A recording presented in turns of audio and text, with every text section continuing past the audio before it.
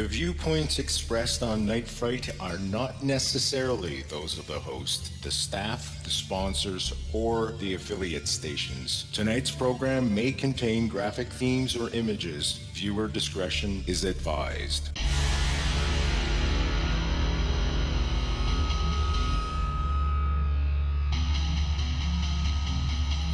There is a time for question. There is a time for answers. There is a time to challenge. There is a time to speculate. There is a time for change. There is a time for truth. The time is now.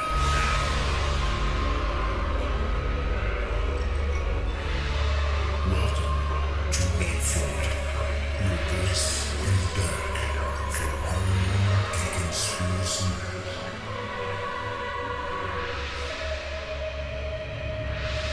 And now your host, Brent Holland.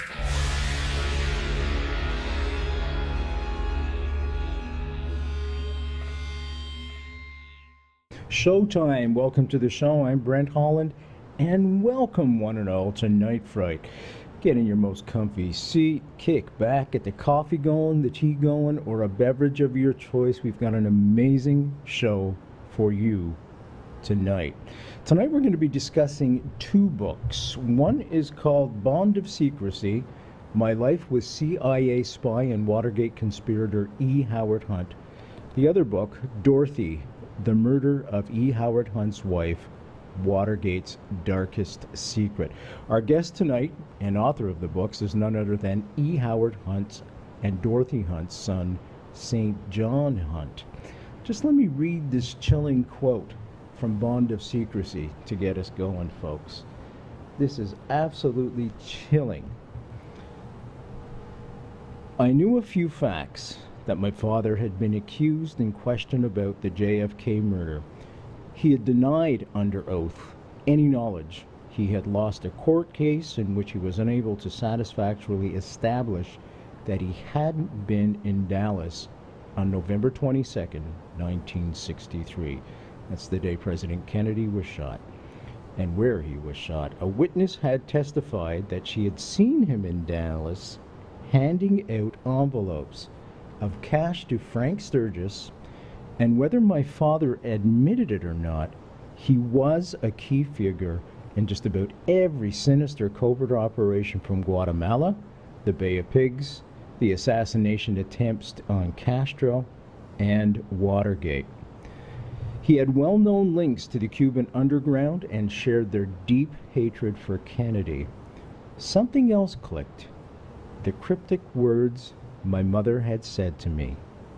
Papa was in Dallas. I swear upon her memory that she told me this. That's a direct quote from the book, folks. And our guest tonight, St. John Hunt. www.nightfrightshow.com. Just click on tonight's guest book covers and order them from the comfort of your own home. These are historic, without question. Welcome to this show, St. John. Thank you so much for joining us tonight. Thanks, Brent. Thanks for having me on your show, and welcome all the viewers and the patrons of Brent Holland's show, Night Fright. We really appreciate it. It's you guys who make this show possible, Brent and his audience. So I want to thank all of you very much. You're very kind. Thank you, my friend. Okay, let's jump back, take a time warp. June 17th, 1972. What happened that night to you? That night became the beginning of a nightmare that lasted many, many years. I was sleeping at home, and my father came home. It was probably about 4 in the morning, and he came home and just sort of slammed open the door to my room and flipped the light switch on. And I sat up in bed, Papa, what's going on? And he was very disheveled looking, something that I'd never hardly ever seen my father looking so upset and so stressed out. But he said, don't ask any questions, get dressed and come up to my bedroom. I'll be going up there right now. And I did as was told, and when I went up there, I didn't ask any questions, but my father was at varying times on the phone trying to make phone calls, and at the same time giving me instructions to wipe down the contents of 2 suitcases that he had tossed on the top of his bed. And he told me to go into the kitchen and get some cleanser and some rags and stuff, and wipe everything down inside and out. And I did so, and there's a lot of wires and black boxes and walkie-talkies and antenna-looking stuff. And he said, we're going to go and dump this. So we stuffed it in the back of his green Firebird, Pontiac Firebird, and we drove out to the canal locks several miles away, and we waded in just a little bit, and we tossed it and came home. And over time, of course, I realized that I was being an accessory and being involved in the Watergate burglaries and the subsequent cover-up. What did he tell you that night that he needed your help for? Was there any indication that he was covering up something to do with Watergate? Did he explain what had happened earlier that evening? No, he on our drive out to the locks, he was very quiet. He was deeply concentrated elsewhere in his mind, and I thought the best thing to do was not to press him for details, and it felt good to help him. My father and I differed on a lot of areas, a lot of issues. I was somewhat of a hippie, anti-Vietnam War, anti-Nixon, and of course I knew he worked for the White House.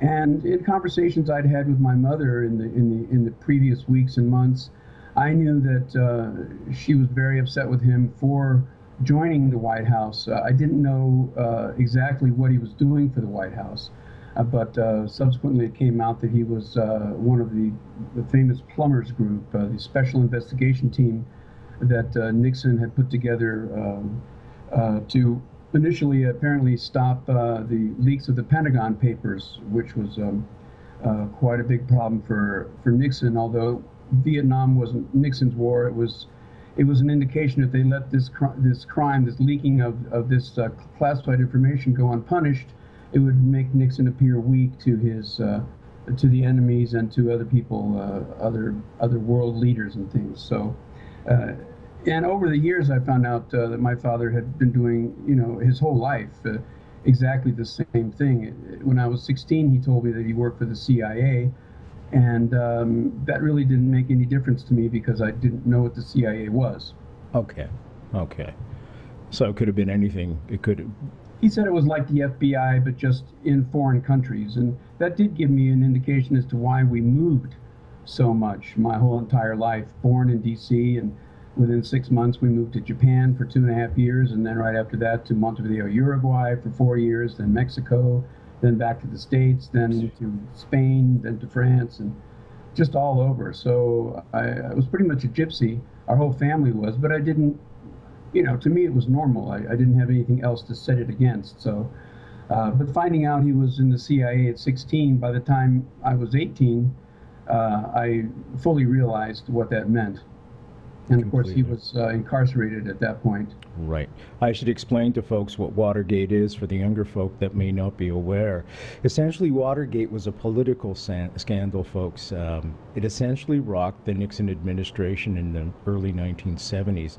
What happened was there was a team of covert operators, and they were on orders from the White House. They'd been caught red-handed, illegally breaking in during the middle of the night at the Democratic headquarters at, of all places, a place called the Watergate Office Complex in Washington, D.C. Hence, we get the name, the Watergate Scandal. Now, Nixon scrambled to cover up his involvement. St. John's father, E.Howard Hunt, was one of the covert operators involved and arrested later on.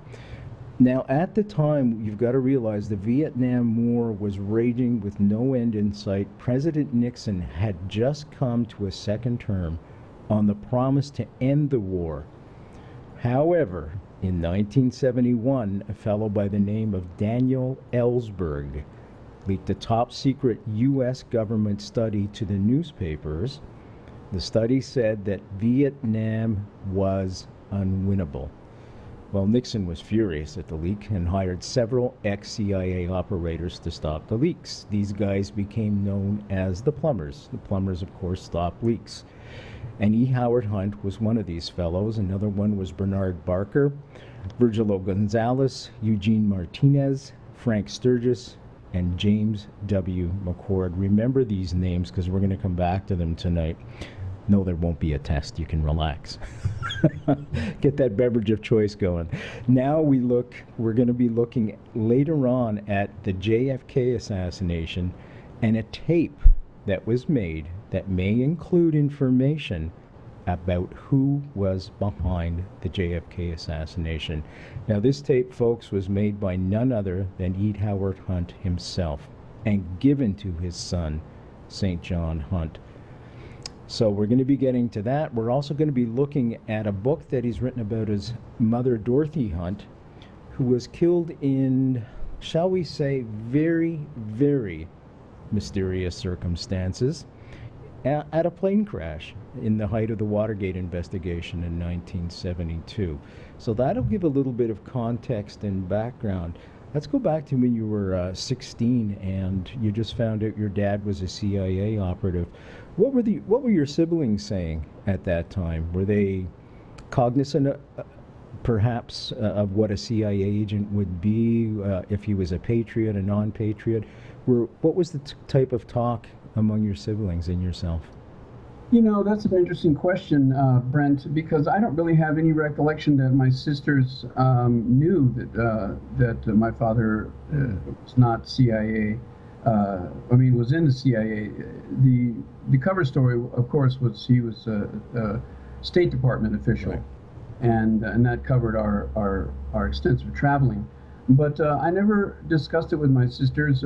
As I said, it didn't really mean much at that time. It was just like, oh, okay, so he doesn't work that job, he works a different job. All right, can I go play now? And that's honestly, I'm sure I don't have a recollection. I mean, they told me by myself, and they may have mentioned to my sisters, although I'm sure they would have had less interest than I in this bit of new information. And only a few years later did it start making sense. And all the accusations about JFK and this and that. But my father's whole life was built around intrigue and espionage from day one. He was originally OSS, which was the precursor to the Central Intelligence Agency, and he was immediately given charge of establishing the first CIA office in Mexico City, which he did, and we lived down there with him and my mother. And then it was on to one adventurous espionage undertaking after another, including the coup d'etat in Guatemala and the Bay of Pigs, the failed Bay of Pigs attempt, the assassination attempts against Castro, dealings with the mafia, Johnny Rosselli of the mafia in collusion to have Castro assassinated. And then upon retiring in 1970, which was his second false retirement, he actually did not retire. It was another CIA ploy that he was involved in to gain access to the inner circles of Nixon's investigation unit in the White House, because CIA wanted to keep tabs on what Richard Nixon was up to with this new secret investigation team my father was part of. So he reported back directly to CIA Director Richard Helms, who he had a very close relationship with for many years. Did he ever disclose any of those discussions he had with Dick Helms? Discussions of what type? Any type? Anything at all? Any of the conversations, perhaps later on? Oh, that he had with Dick Helms? Yeah. He said that he kept Helms abreast of the different goings-on inside the White House for what his the plans were to break in. So Helms knew in advance about the break-in. He knew about the break-in of the fielding office. That was Los Angeles. That was, as Brent had mentioned earlier, that was Daniel Ellsberg's psychiatrist office, whom my father and his team broke into that office in order to discover any sort of dirt they could use to demoralize and taint Daniel Ellsberg, any kind of a sexual disorder he might have, or anything that Nixon could use against Ellsberg in retaliation for his leaking of the top secret Vietnam Pentagon papers. So he was, as a matter of fact, people don't know, but my father and Nixon first met in 1957 in Montevideo, Uruguay, when Nixon, as vice president to Eisenhower, President Eisenhower, went down there on a sort of goodwill tour. My father happened to run into him at a restaurant, and they spent about an hour and a half together, discussing things. And since that time, Nixon apparently kept pretty good tabs on what my dad was doing. And so when Nixon, the very first operation Nixon wanted to do was to either break into the Chilean embassy or bomb the Brookings Institute, which was a local think tank. He specifically requested Hunt. We should get Howard Hunt on this. He's the kind of guy that can get things done. So he knew my dad and kept tabs on the things he was involved in, and knew that my dad was someone that could straddle both lines: the front line, the dirt, the breaking in and the kidnapping if necessary, torture if necessary, that kind of thing, assassination, of course. But also at the same time, he had a lot of sophistication and grace. He was a man of letters and fine wines and good cigars, and he could put on a tuxedo and play his James Bond type role. So Nixon wanted my dad, and that was how that was. You'd mentioned assassination as well. I know he was involved in setting up a lot of the coups that took place in the early 50s. I'm not sure if he was involved with Mozambique. I'm not sure if he was involved in Guatemala. I think he was. Was he responsible for setting up the teams that would take these people out? Yes, he was, in part because he was one of the CIA officers who was given the task of putting together an off-the-shelf assassination team, which became known as Operation 40. And these were made up at first mostly of Cuban exiles from the Bay of Pigs. And my father and others trained these individuals for assassination, bomb making, hit and run, guerrilla warfare, sharpshooting, and so forth. It was this relationship with Operation 40 that Nixon was also involved in. And as vice president, when Nixon was vice president, he was the liaison officer in the White House under President Eisenhower that gave the green light on the many assassination attempts against Fidel Castro and other foreign leaders, as a matter of fact. And of course, he knew some of the CIA officers that were involved. My father was involved, for one, and so these were teams that were sent out to do the CIA's dirty work around the globe. And this continued on for years and years. I mean, the Operation 40 group was involved in everything prior to the Bay of Pigs invasion all the way up into the Iran-Contra scandal in the 80s and early 90s. These guys just operated with impunity and did whatever the CIA told them. And of course, a lot of it was really bad stuff. Did your dad ever reveal who was pulling the strings above him at any one time? Yes, he said, they were operating under orders of Alan Dulles originally, and then Richard Bissell also, and right. Dick Helms. And Dick Helms. There we go. Yeah. And so they must have been fully cognizant of all the operations they sent him out on, or would they just say, we need this done, and leave it up to your dad to put it all together? They according to my dad, they were fully cognizant, especially Helms. He wanted details to make sure, but he always kept a level of deniability. Helms pretty much got away with everything. He was never charged with a crime, I don't think, and he never had to pay any repercussions of any kind for the things that he was involved in, and a lot of it still probably hasn't come out yet.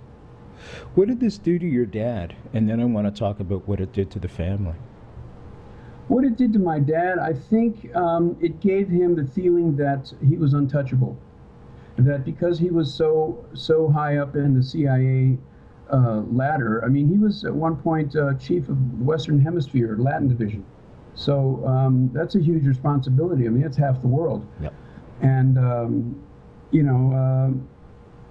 he was in charge of the Guatemala operation, of psychological warfare, and that was a successful coup against Guatemala that really relied mostly on the psychological disinformation that my father was putting together during the supposed invasion of Guatemala, which there really wasn't any.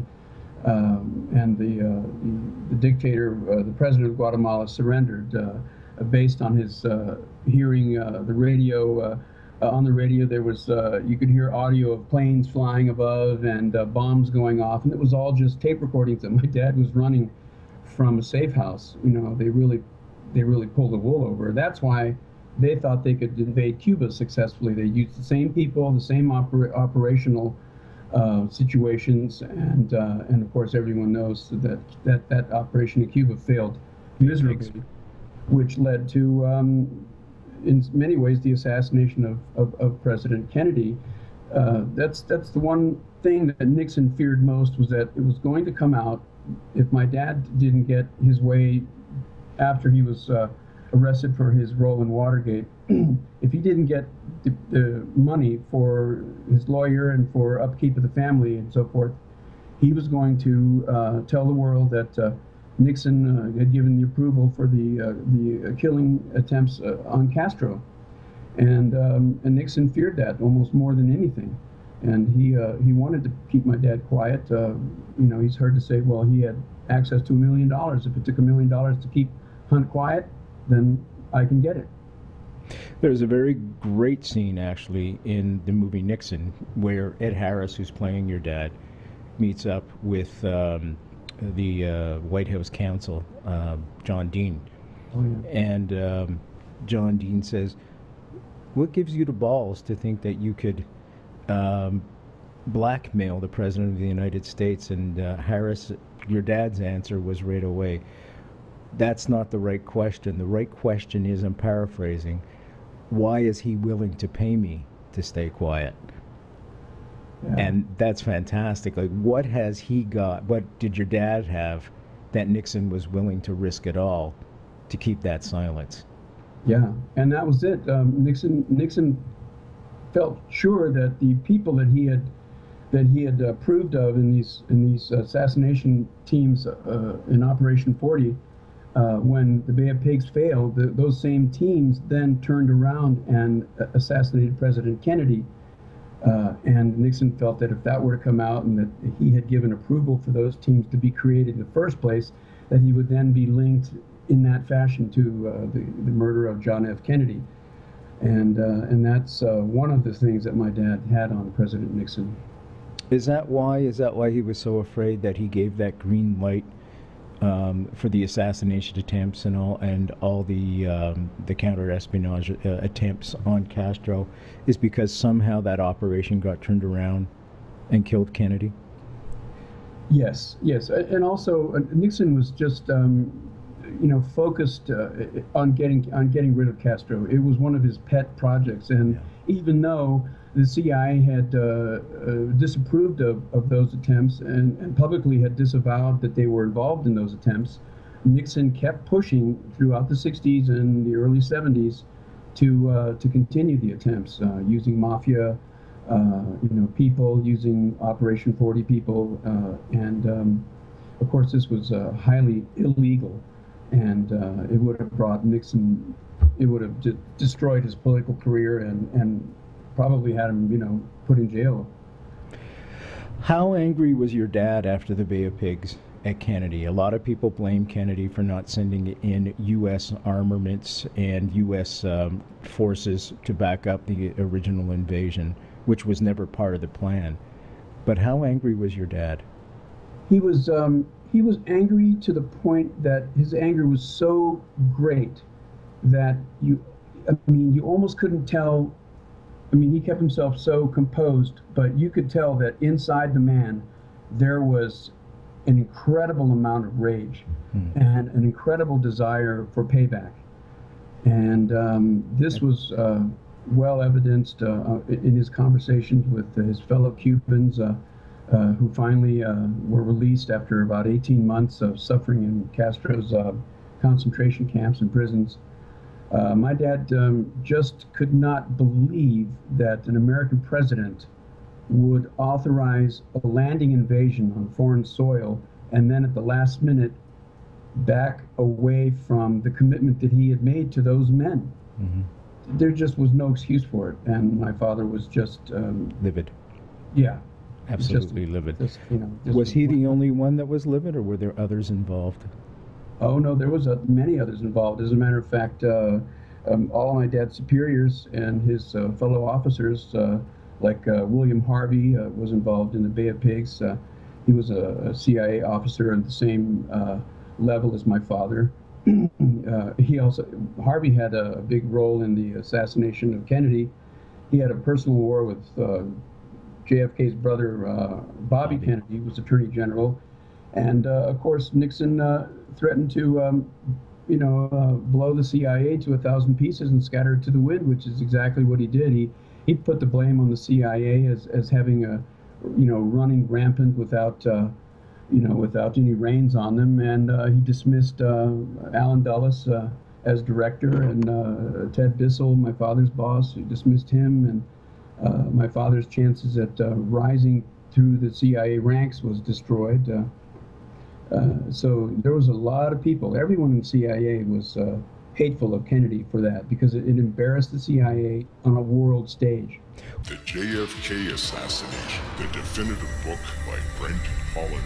From inside the Oval Office to Dealey Plaza, first-person witness accounts. Order yours right now. nightfrightshow.com. What I'm trying to do, St. John, is put the listeners in your dad's shoes. Not to judge him, but to put them in his shoes to get his perspective. This is a man who believed he was a true patriot, risked his family, risked his life, risked everything for the United States of America. So I'm starting to understand his perspective and the rage. Yeah. And the people around him. Please comment if you'd like. The Cubans in the landing brigade, it was Brigade 2506 it was called. Many of them became my father's closest friends, because my father was, in the training camps, training these guys. He was also in charge of putting together the provisional Cuban government had the invasion been a successful.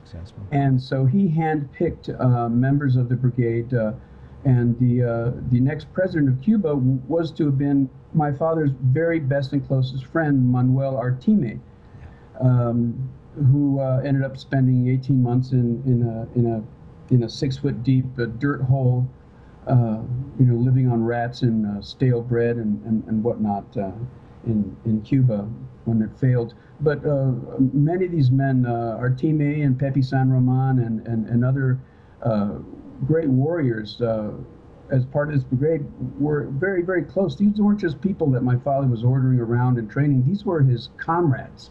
I mean, in the truest sense, his best friends. And when they lost everything and were sentenced by Castro and were paraded through the streets and ridiculed and mocked, I mean, this was a personal vendetta that my father had against the Kennedys. A personal vendetta, much more than just an operational one. What did Harvey say after the failure of the Bay of Pigs? Was there any indication that there might be something afoot to remove Kennedy? Well, Harvey went on. He continued his operations in guerrilla warfare against Cuba, raiding the sugar plantations, destroying communication towers, poisoning the land, that sort of thing, for years. And in direct violation of the Kennedys, calling for a cease and desist action from CIA. Harvey was demoted by Bobby Kennedy and sent to Rome, as far away as Bobby Kennedy could get him. But in Rome, he continued his activities. As a matter of fact, he formed an executive action group, which was another assassination team using Corsican hitmen that he negotiated from France and Marseille, which was the big heroin manufacturing city in France. And yeah.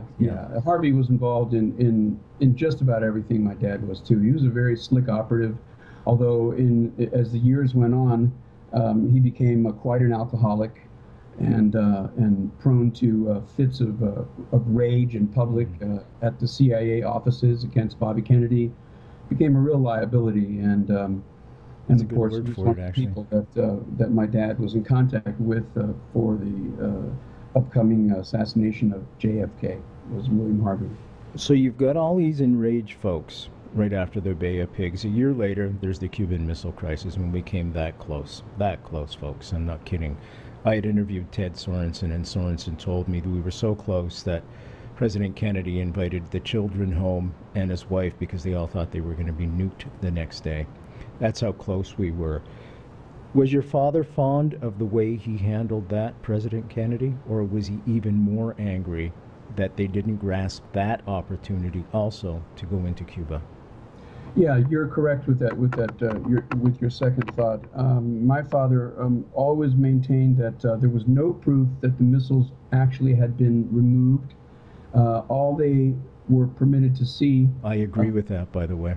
Yeah. All they were permitted to see was the ships being loaded on with what appeared to be missile shapes, the long tubular things and other things which the CIA could identify from their U-2 spy plane overflying Cuba, and just their visual accounting of what was being loaded. It looked like everything that would pertain to the missiles, but there was never any real solid proof. And also, Kennedy had given away some of our nuclear sites in and around off near Russia, like in Turkey. I think there was some missile sites that he secretly agreed to close. So that was part of a deal that Kennedy had asked Khrushchev not to announce because it would make the United States look bad. So there was a lot of sort of behind the scenes, nitpicking and negotiating to make the U.S. look good and to make Russia look good. Mm-hmm. Each guy wanted to walk away looking like they had won. And so things were given up that my father was upset about. And of course, he felt that the Cuban Missile Crisis never would have happened had Kennedy ordered that second bombing raid, because he allowed the first one to fly over Cuba and bomb. But the second one, Kennedy got cold feet, didn't want the U.S. to appear to the rest of the world as a big bully, bombing this, tiny little country who was struggling for its own legs. And so he turned back that second flight, which he had originally authorized. That if Kennedy had done that, we wouldn't be in the missile crisis in the first place. So that was just another horrible thing that my father thought Kennedy, had done against this country, made it look weak, soft on communism, and these guys were like patriots to the extreme. In a sense, Well, they'd seen the Second World War. They saw the appeasement at Munich, right? Yes. And this is what, in my own perception from looking and studying, this is the perspective that they're bringing forward to the Kennedy era. So that's what I try to do. I try to empathize with what's going on, put myself in each person's perspective. Now, just for the students that are listening, if you don't mind, St. John, because you did live through the most dangerous time in recent history, which I would argue was the Cuban Missile Crisis. A lot of the students have lived through 9/11. What were the differences between the two? Oh, well, and this is just my opinion. Yeah, that's fine. That's perfect. The differences, to me, are huge in some ways, because I feel that 9/11 was a constructed false flag operation. Okay. Whereas the Cuban Missile Crisis wasn't constructed by the United States government. In other words, there were real nuclear warheads that had been delivered from Russia via the big ocean transport system, and they were being put together, operational, as a matter of fact, at that time in Cuba. In terms of your fear, St. John, which one was scarier for you? I know you were much younger. Oh, I think the Cuban Missile Crisis. How'd your dad handle that and shelter the family from that impending doom? There was really not, wasn't any way he could shelter us from it. He didn't talk about it. It wasn't, dinner table conversation or anything. Okay. He never spoke about politics at the dinner table. And so it's just something that wasn't discussed. And so my fear in the Cuban Missile Crisis was probably the same level as a lot of children who were 9 or 10 at the time, which I was 9. In school we were taught to duck and hide under things, and we were expecting this huge cataclysmic end of the world scenario to be upon us at any particular moment. We lived in a high state of anticipation, and that just that shaped a lot of our lives in terms of later distrust of the government to keep us safe, and I think it had a lasting impact on many people. Whereas 9/11 to me, from the outset, just wasn't real. It didn't come from a foreign source. It wasn't a threat on me. It was a means where the American government could unify the American people into retaliation against the forces that supposedly caused 9/11. We needed something similar to the Japanese invasion of Pearl Harbor to unify the country and go into World War II, because at the time the United States was really having an isolationist agenda. They didn't want to get involved in World War II, so something was needed, and Japan provided that at Pearl Harbor. Although there is some theory that we had advanced knowledge of that we could have defended ourselves better. We had already anticipated that an invasion because we had broken the Japanese codes months and months before. We knew they were approaching that area of Hawaii in the Pacific, and I don't know anything about that, but it was the same type of deal. The country, and it worked. The country became unified after 9/11. Let's get them. I don't care if they were involved. Let's just get them. Let's get anybody. Yeah. Just point a finger and go. Point a finger and go. Yeah. www.nightfrightshow.com, www.nightfrightshow.com. 2 great books you're going to want to add to your collection and put on your shelf proudly. They are both historical in context. They are written by the son of E.Howard Hunt and Dorothy Hunt as well. The book is called Bond of Secrecy, My Life with CIA Spy and Watergate Conspirator E.Howard Hunt. The other one is a book called Dorothy, the Murder of E.Howard Hunt's Wife, Watergate's Darkest Secret. Let's jump ahead a little bit. Many people have called the tape that you received from your dad his deathbed confession. It is not. It was given to you several years before he passed away. God love him. Can we talk about how all that came about, the Costner thing, Gianmarco? Sure, of course.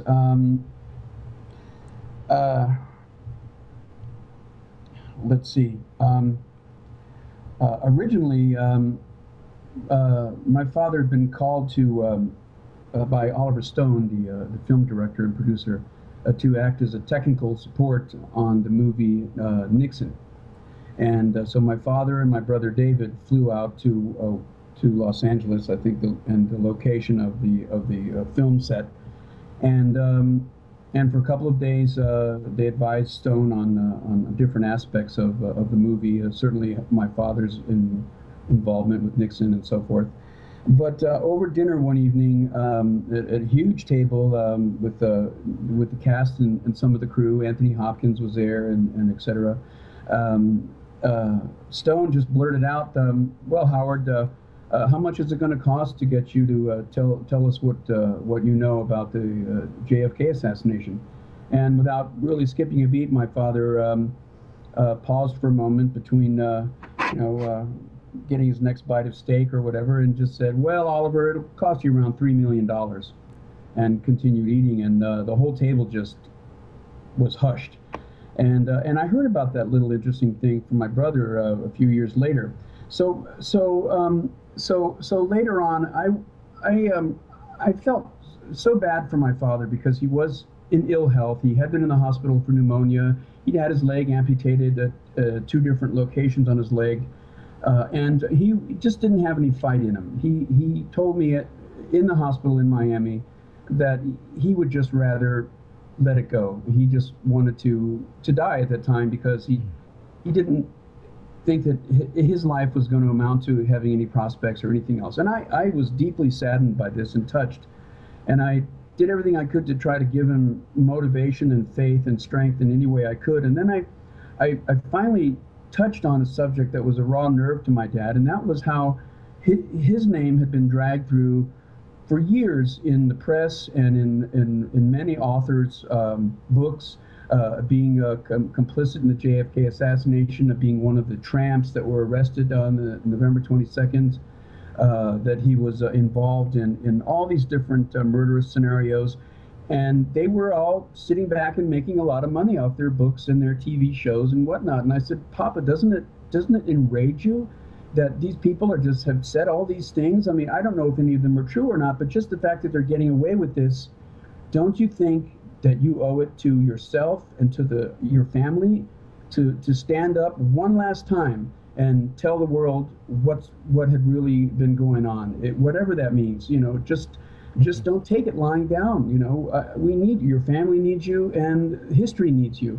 And it worked. It got him thinking, and it got him upset. And so over the next few months, I had found out that David Gianmarco, who was a Canadian broadcaster, was friends with my dad and had asked my dad to write the foreword to his coffee table book about James Bond. And the idea came to me that if I could get my father to tell what he knew, tell a truthful story, because my father already had an autobiography called Undercover, which came out in 1973 or 4, I think. And it was pulled off the shelves because a lot of the things my father stated in that autobiography were in conflict with what he testified before the Senate committee. And so the publishers felt that book was laden with untruths, and they didn't want to have it in print out there for the people to buy. So that was kind of a disaster for him. And so I got in contact with David Gianmarco, who then put me in contact with his good friend, Kevin Costner.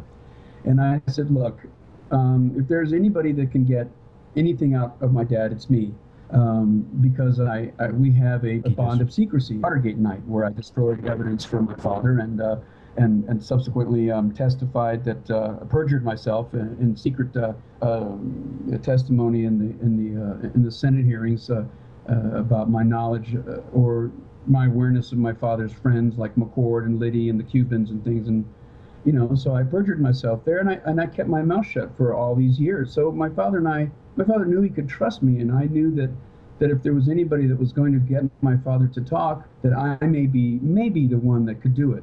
And so they said, "Well, see what you can do and get back to us," basically. And in my next trip down to Miami, I sat with my father in his hospital bed, which had been moved to his bedroom, and discussed writing another autobiography, but a truthful one, highlighting some of his most daring escapades, as well as the JFK assassination. I said, "Papa, you've been accused of being one of the 3 tramps. You've been accused of being involved in the JFK assassination and all these things. If you were, you need to go on record and say what you knew about it. And if you weren't, you need to go on record and say that you absolutely were not." And as it turned out, he started giving me information about his prior knowledge of several assassination attempts against President Kennedy, and that he had meetings, 2 meetings in safe houses in and around Miami with members that were putting together a team to have Kennedy killed, one of several teams that were roaming about looking for the best location to murder Kennedy. St. John, I don't mean to interrupt your flow, but can you tell me what those prior attempts on Kennedy were? Well, my father told me that there were a series of teams being put together. One was a team that had asked his involvement in Miami and Tampa, Okay. in Florida. And then he said, but there was also a Chicago team. Yeah. There was also, I can't remember what the third team was. But the idea was that this was an ongoing operation that was top secret, off the shelf, and was approved by the highest level in the White House. And this, of course, would have been Lyndon Johnson. He had the most to gain, and all he had to do was give his approval that he was not going to truthfully investigate the assassination attempt if it had become successful, which it was. And Johnson lived up to his promise. He didn't really have an investigation team. The Warren Commission was anything but a team of true investigators to finding out the truth about Kennedy's assassination. But so I got back in touch with Gianmarco, who put me on the phone to Costner, and I just told him basically my dad had new and relevant information about the JFK assassination and the complicity, is that the word? Complicity. Complicity, thank you, of members of the White House and CIA for the assassination, and so they wanted to be invested in this. So contracts were negotiated and things, and in the end, it didn't work out. They weren't willing to put money up front in an account. Sort of like when you buy a house, you put money in the account, and if you don't follow through with the purchase, the person keeps the money. They didn't want to do that, and so in a rather curt conversation I had with Mr. Costner, who was offering $100 a day per diem and wanted me to pop out to Los Angeles to tape all this stuff without any other guarantee of substantial money on hand, and then there was the whole family problem. My father had remarried. He'd had a new set of children, and they were utterly and totally against his coming out with this information. They said, "Look what it did to your first family when you were, when you had to be publicly, discovered in the press, and everybody knew who you were, and all the damage it did. You lost your wife. Your children were scattered. You went to prison, and you can't willingly want that on this family." And I agreed, he agreed, but it was very sad because he wanted to go out, and so he sent me this tape and said it was up to me to bring out the information after his death that he had given me, some of it on tape and some of it on hand-drawn pieces of paper listing the chain of command and so forth, and that was really the end of it. It was he died sort of a beaten man because I did have his gusto up there for a while, and he was fully engaged in doing this. But his lawyer, who was really his handler, a guy named Caddy, wasn't it? No, not Doug Caddy. This was a guy named oh God, why can't I think of his name? That's okay. But yeah. Anyway, I should think of his name too. He was Snyder, Bill Snyder, Baltimore lawyer. Yep. He was telling my dad that, it doesn't matter if you're 80-some years old, you're going to go to prison. There's no statute of limitations on prior knowledge of a presidential assassination, murder, and a cover-up. If you're involved in any way, even if you just knew about it, you're complicit in it, and you're going to go to jail. And what's that going to do to you and your family and the press and everything else? And so my dad just basically wrote me a letter and said, I can't fight this fight. I'm too old. I'm too tired. It was a noble idea, and I love you, and I thank you from the bottom of my heart for bringing this to me and helping me do this, because I had gotten a contract from a publisher to write this book. Right. I had worked on this Kevin Costner, David Gianmarco thing to have it filmed and televised and all of this stuff, but I totally understood my dad's feelings, but for him to say I should bring this out as best as I could after he passed away, that gave me the authority to do so. And even though my family threatened that they would disown me, that they would never speak to me the rest of my life, which is the case, I risked that, and I brought this out after he passed away in the Rolling Stone article in 2007. Was he in Dealey Plaza that day? As your mom said? I believe he was. There's a photograph.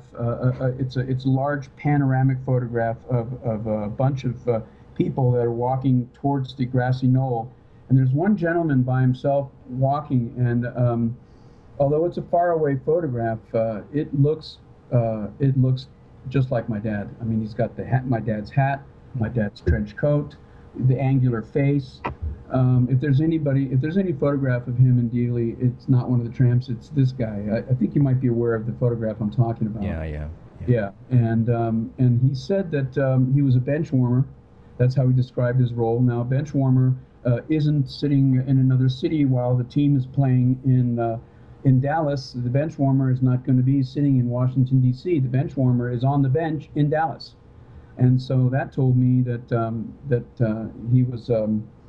he was confessing that he, in fact, was in Dallas, but that his operational role was one of containment, one of an overseer who's ready to insert himself and dictate. Let's say, for example, if something had gone wrong, he knew the safe houses to take the assassination team to. He knew the best routes available that had been pre-planned in this. My dad was very big on planning and things. And so he would have been the one to orchestrate and organize any sort of, anything necessary to conceal the operation, whether it had been successful or not. I know in the tape he gave to you, I'm just thinking at the time, that he said he felt that there was a Corsican mafioso taking the shot. Did he ever mention anything about a shot coming from the south side of the knoll? The opposite side of the Grassy Knoll?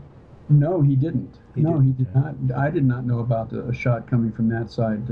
I had a crime scene investigator. You probably know her, Sherry Feaster. Mm-hmm. And she's looked at the Zapruder film, and she's a crime scene investigator, and she found a frontal shot. But the kill shot I'm talking about from the south side of the knoll, the opposite side of the Grassy Knoll. Oh, doesn't mean there wasn't a shooter on the Grassy Knoll. Just the kill shot came from there. Right. No, he never mentioned that. Okay. As a matter of fact, when he mentioned the Corsican shooter, he thought for quite a bit as to his name, and he didn't really recollect it exactly, but he said it's something like Satry or Sarté or Chartree or something like that. He remembered, but he said that this was Harvey's guy. Bill Harvey had brought in from the Corsican underworld, and as it later turns out, this in fact there was a Corsican assassin named I think his name was Lucien Sarté. Lucien Sarté.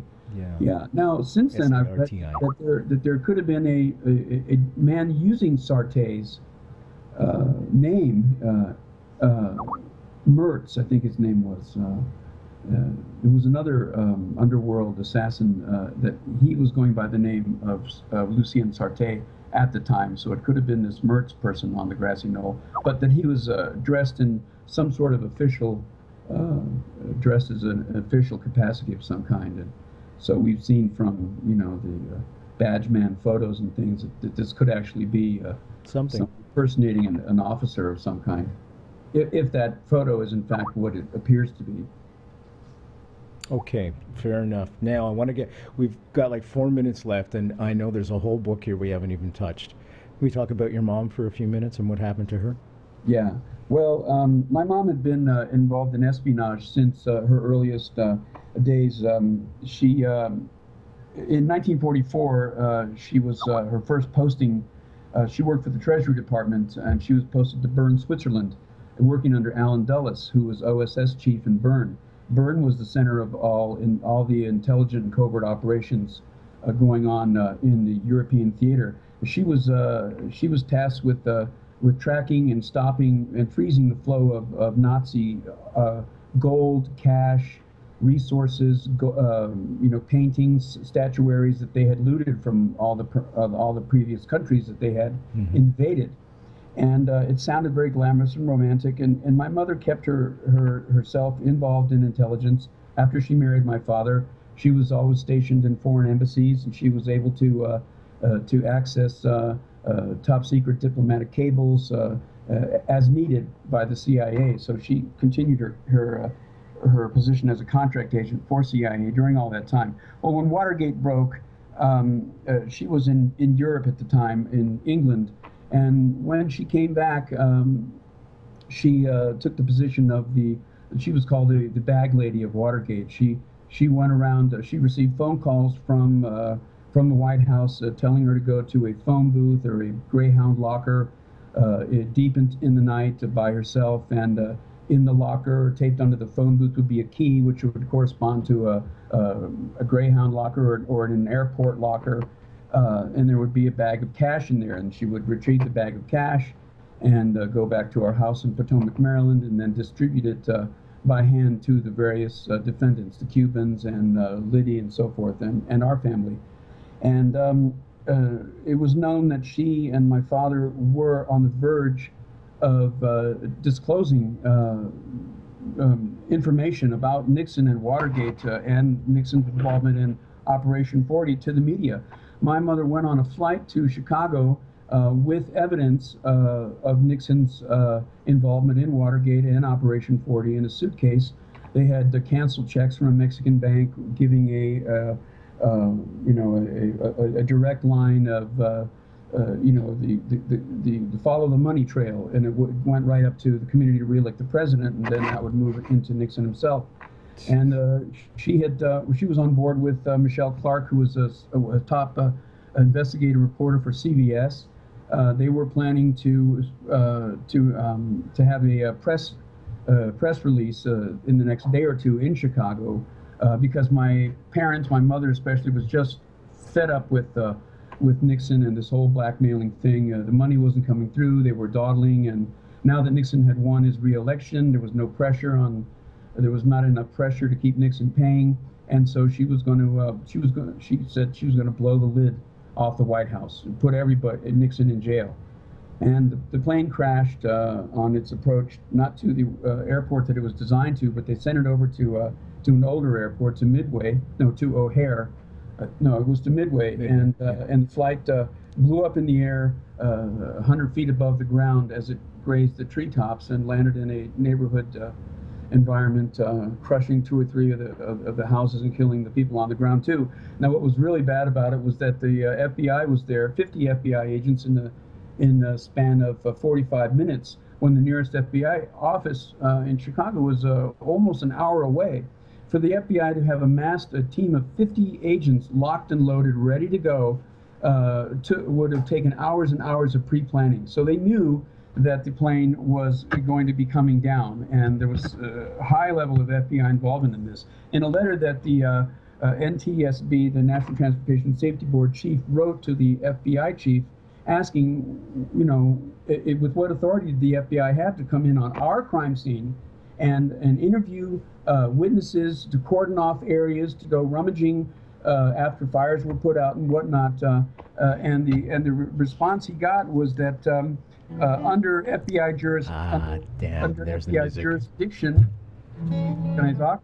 Is it over? It's basically over, but 2 seconds. Go ahead. Anyways, it's all in my book, and there's so many more factors that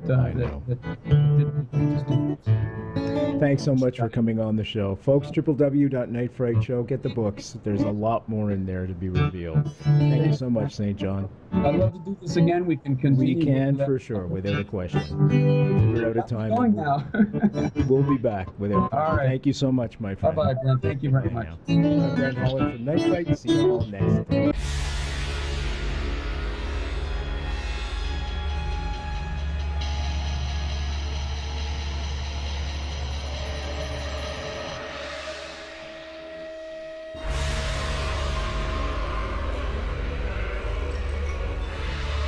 You're listening to Night Fright and your host, Brent Holland. The time is now.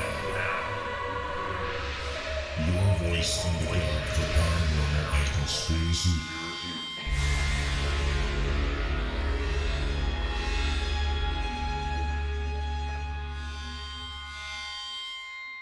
The JFK Assassination, the definitive book by Brent Holland. From inside the Oval Office to Daily Plaza, first-person witness accounts. Order yours right now. NightFrightShow.com.